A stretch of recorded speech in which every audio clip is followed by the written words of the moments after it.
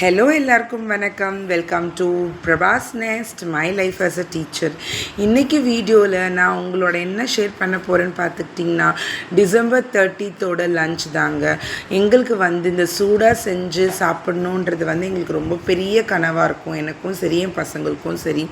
எப்போவுமே எப்போவுமேன்றதை போய் எல்லா ஒர்க்கிங் பண்ணுற எல்லா மென்ஸ் ஆகட்டும், உமன்ஸ் ஆகட்டும், எல்லாருக்குமே அந்த சூடாக ஹாட்டாக தட்டில் வச்சு சாப்பிட்ணுன்றது ரொம்ப பெரிய ஆசையாக இருக்கும். அதனால தான் நான் எப்போவுமே நாங்கள் சாப்பிட போகிறோம், அவ்வளோ ஒரு 1 ஹவரில் சாப்பிட போகிறோன்னா அப்போ தான் நான் சூடாக சமைச்சு சாப்பிட்றது எனக்கு ரொம்ப பிடிக்கும். அண்ட் மோரோவர் இன்னையோட மெனு எனக்கு ரொம்ப பிடிச்சமான ஒரு மெனு, முள்ளங்கி கிரேவி பண்ணிட்டுங்க. எப்போவுமே முள்ளங்கியில் கீரைன்றது நம்ம ரொம்ப ரேராக தான் பார்க்க முடியும். நான் இன்றைக்கி வாங்கின முள்ளங்கியில் கீரை ரொம்ப ஃப்ரெஷ்ஷாக இருந்ததுங்க. அப்போ டிசைட் பண்ண அந்த முள்ளங்கி கீரை போட்டு ஒரு பொரியல் பண்ணிடணுன்ட்டுன்னு.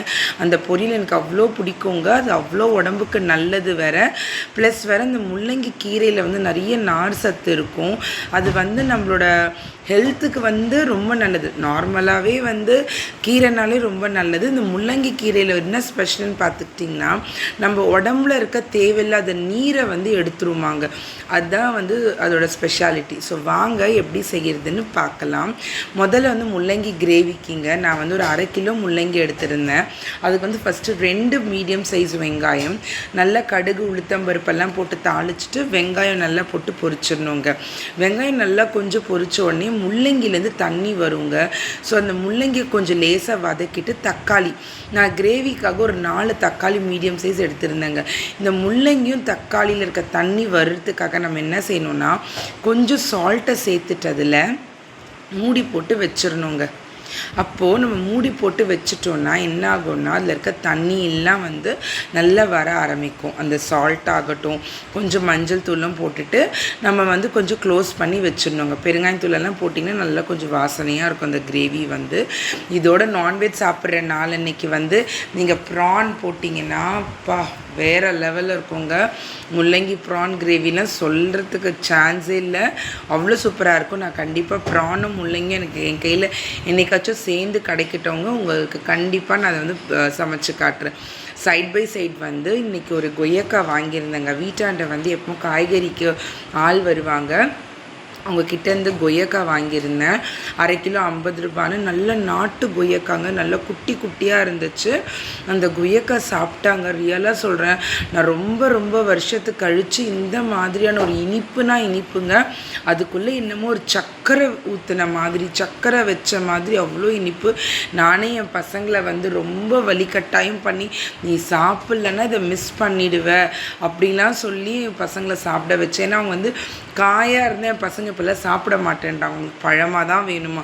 ஆனால் நம்ம 90s கிட்ஸ் எல்லாம் எப்படி பண்ணுவோங்க, நம்ம இந்த காயாக இருந்தால் தான் மட்டும்தான் நம்ம அதை நல்லா கடித்து தேங்காய் மாதிரி சாப்பிடுவோம். இப்போ இருக்கிற பசங்களுக்கு அது கூட வாய் வலிக்கு தான் பாருங்கள். நீங்கள் என் பொண்ணு நடுவில் பாருங்கள், அவள் பரதநாட்டியம் கிளாஸ்க்கு போகிறாலாம், அந்த முத்திரையை பண்ணி காட்டிகிட்ருக்கான். நான் நடுவில் சமைச்சிட்டே இருக்கும் போது பக்கத்து வீட்டிலேருந்து ஒரு அக்கா வந்திருந்தாங்க பேசுகிறதுக்காக. ஸோ அவங்கக்கிட்ட பதில் சொல்லிகிட்டு இருந்தேன். அதுக்குள்ளேயே இவன் மூடியை திறந்து வச்சுட்டு இந்த மாதிரி முதிரைகள் பண்ணி டான்ஸ் ஆடிட்டுருக்கா. என்ன சொல்கிறதுன்னு நீங்களே பாருங்கள். ஸோ அப்புறமா நல்லா நம்ம இந்த தண்ணியெலாம் நல்லா ட்ரை ஆகிட்ட உடனே நம்ம என்ன செய்யணும் தெரியுமாங்க, மிளகாத்தூள் சேர்த்துடணுங்க. மிளகாத்தூள் சேர்த்துட்டா தான் நம்மளுக்கு என்னென்னா நல்லா அந்த தண்ணியோடவே பொரிஞ்சிடும். மிளகாத்தூள் சேர்க்கும் போது ஒரு 2 பச்சை மிளகாய் வாசனைக்காக, அதுக்கப்புறம் கொஞ்சம் கருவேப்பிலை சேர்த்து நல்லா கிளறி விட்டுறணுங்க. ஆக்சுவலாக பார்த்தீங்கன்னா, நீங்கள் ஒரு சப்பாத்திக்கு வச்சு சாப்பிட போகிறீங்க அப்படின்னா நீங்கள் இந்த மிளகாத்தூள் இதெல்லாம் சேர்த்துட்டு சிம்மில் வச்சு மூடினாலுமே மிச்சம் இருக்கிற முள்ளங்கி தண்ணியிலே வெந்துருங்க.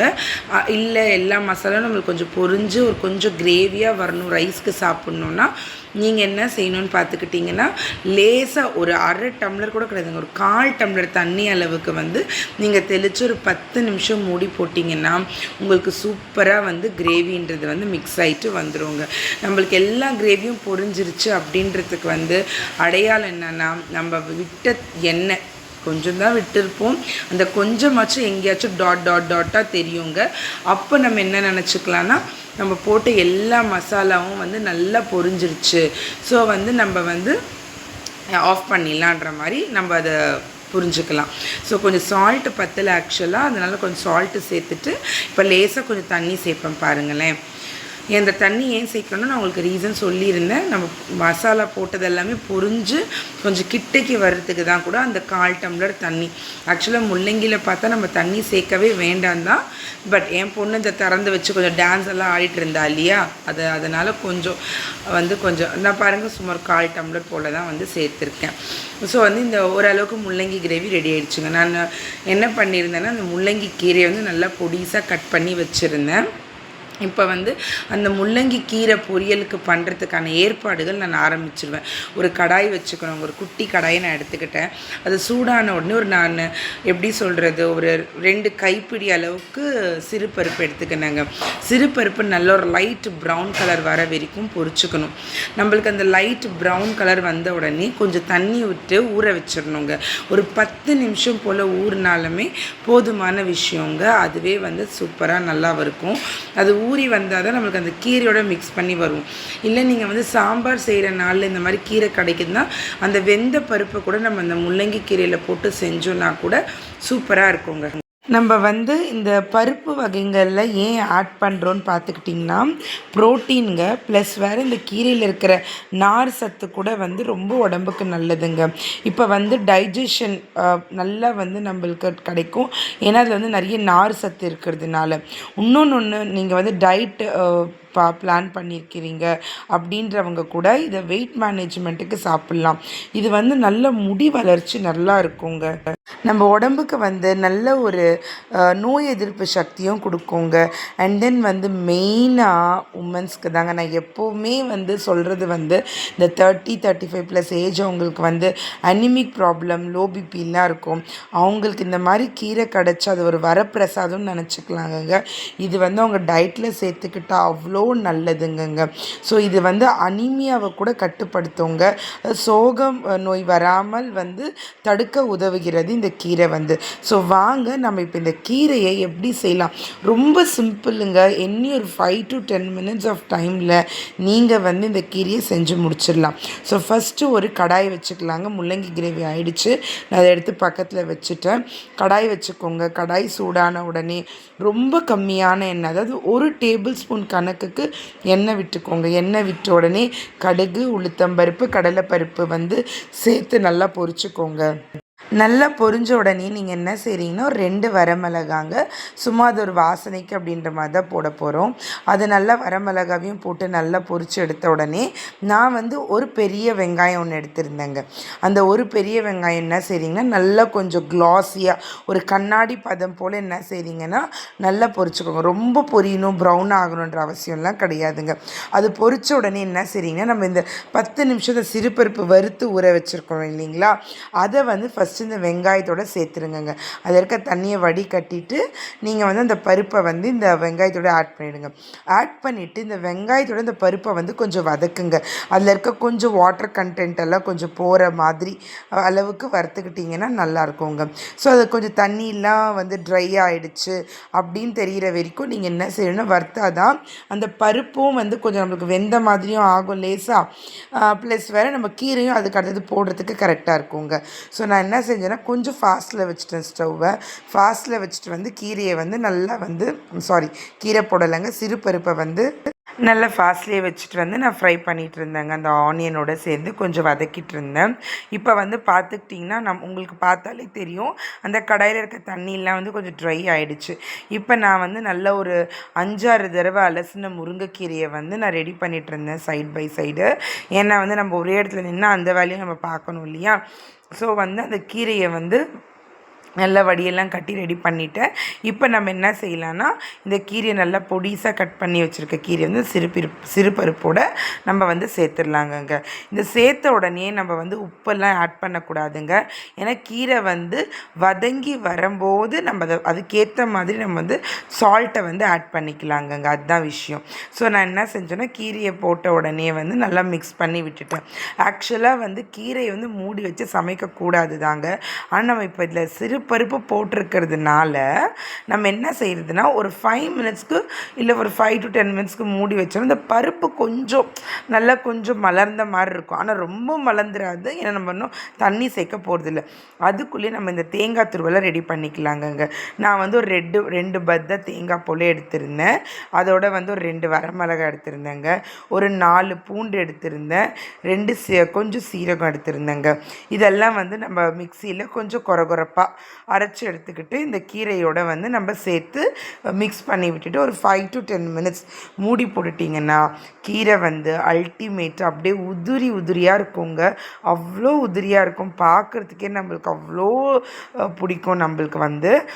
அண்ட் தென் வந்து மூடி போடுறதுக்கு முன்னாடி நம்மளுக்கு இப்போ கீரை வந்து நல்லா வதங்கி வந்துருச்சு. இதுக்கு தேவையான அளவு சால்ட்டு அண்ட் தென் வந்து கொஞ்சம் பெருங்காயம் தூள் வாசனைக்கு சேர்த்துக்கிட்டோன்னா அல்டிமேட்டான முள்ளங்கி கீரை பொரியல் வந்து அவ்வளோ சூப்பராக இருக்குங்க. எனக்கு வாய்க்கு முருங்கைக்கீரைன்னு வந்துடுது. ஏன்னா இந்த கீரை வந்து நடு காலத்தில் நம்மளுக்கு கிடைக்கிறதே இல்லை, வெறும் முள்ளங்கி தான் கிடைக்குது. இந்த மாதிரி ரேராக கிடைக்கிற கீரை எப்போ பச்சையாக நீங்கள் பார்க்குறீங்க காய்கறி மார்க்கெட்லனா உடனே கிராப் பண்ணிவிடுங்க. ஏன்னா இதில் வந்து அவ்வளோ நல்ல விஷயங்கள் அப்படியே கொட்டி கிடக்குதுன்னு நம்ம சொல்லலாம். ஸோ இதை வந்து தயவு செஞ்சு விட்டுறாதீங்க. இது ஹார்ட்லி 5 to 10 மினிட்ஸோட வேலை தான் நம்மளுக்கு வந்து முடிஞ்சிருவாங்க இந்த வேலை. ஸோ இவ்வளோ தாங்க என்னோடய லன்ச் வந்து இன்றைக்கி ரொம்ப ஹெல்த்தியாக முடிஞ்சுதுன்ற ஒரு மன திருப்தியும் எனக்கு கிடச்சிது. ப்ளஸ் வந்து உங்களோட இதை ஷேர் பண்ணுறதுல எனக்கு அவ்வளோ பெரிய சந்தோஷங்க. நான் என்ன சொல்ல வரேன்னா, இந்த மாதிரி ஒரு நல்ல விஷயங்களை நம்ம என்றைக்குமே விட்டுறக்கூடாது. நான் எப்பவும் சொல்கிறது தாங்க. அதாவது வந்து நான் என்னோடய ப்ரொஃபஷனல் டீச்சராக இருந்தாலும் சமையல் நான் என்றைக்குமே ஏனோ தானோன்னு செய்யவே மாட்டேங்க. நான் எப்போவுமே ரொம்ப விருப்பமாக ரொம்ப இன்ட்ரெஸ்டிங்காக செய்வேன். இந்த எல்லா விஷயத்தையுமே நான் எங்கள் மம்மிக்கிட்ட இருந்து தாங்க கற்றுக்கிட்டேன். ஸோ அந்த பெருமை என்றைக்குமே என் மனசில் அவ்வளோ இருக்குங்க. ஸோ நான் எனக்கு தெரிஞ்சது உங்கள் கூட ஷேர் பண்ணும் போது எனக்கு அதை விட ரொம்ப சந்தோஷம் வந்து எனக்கு கிடைக்குதுங்க. ஸோ இதுதாங்க என்னோடய யூடியூப் சேனலோட முக்கியமான சாராம்சம்னு சொல்லலாம். ஸோ இவ்வளோ நேரம் என்னோடய வீடியோவை பொறுமையாக பார்த்ததுக்கு ரொம்ப பெரிய தேங்க்ஸுங்க. நான் எப்போவும் சொல்கிற மாதிரி தான் என் சேனலுக்கு சப்போர்ட் பண்ணுங்கள். எனக்கு ஒரு லைக்கு சப்ஸ்கிரைப் கண்டிப்பாக பண்ணுங்கள். உங்களோட ஒரு லைக்கும் ஒரு சப்ஸ்கிரைபும் எனக்கு அவ்வளோ பெரிய மோட்டிவேஷனாக இருக்குங்க. உங்கள் ஃபேமிலி ஃப்ரெண்ட்ஸ்க்கு இந்த மாதிரியான யூஸ்ஃபுல் வீடியோவை அனுப்பி அவங்களுக்கும் வந்து இதை எப்படி செய்யணுன்றது ஒரு தெரியல, டயட்டில் இருக்கும், நல்ல க்ரீனரியாக சாப்பிட்ணும் அப்படின்னா இதெல்லாம் அவங்களுக்கு அவ்வளோ ஹெல்ப்ஃபுல்லாக இருக்கும்ன்றதை வந்து சொல்லுங்கள். ஸோ பாருங்கள், ரைஸ் கொஞ்சமாக இருந்தாலும் நான் கீரை பொரியல் நிறைய வச்சுக்கிட்டேங்க. அந்த முள்ளங்கி கிரேவிங்க அல்டிமேட்டாக இருந்துச்சு. ஸோ இதுதாங்க என்னோடய lunch. So thank you so much வாட்சிங் மை சேனல். மறக்காமல் லைக் அண்ட் சப்ஸ்கிரைப். பாய்.